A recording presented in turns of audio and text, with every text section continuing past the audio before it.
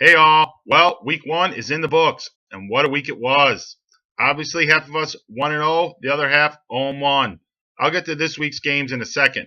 But first, each week on my fantasy cast, I will list my player of the week, my chump player of the week, my sleeper player of the week, my game of the week, and my Snorfest game of the week.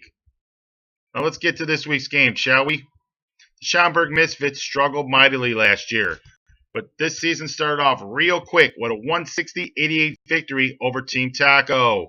Team Taco saving grace, sleeper player of the week, Jared Cook, 24 fantasy points. Speaking of sleepers, our Snorfest game of the week featured Anthony's Can of Whoop-Ass team playing more like a can of tuna, as they won the lowest scoring game of the week, 79-63 over Team Frank. Hey Anthony, my guys on the bench scored 90 points. Just saying. But hey, a win's a win. Jim's Monsters derailed Matt's journey to his first fantasy football victory, 114-79. In the end, Matt's team didn't have a spiller of a chance. Captain Clutch had the player of the week in Peyton Manning, who threw 7 touchdown passes en route to 51 fantasy points. Problem? Rest of the team scored 54 points, as Team Wilson racked up a 117-105 victory led by Aaron Rodgers' 27 points against the San Francisco 49ers.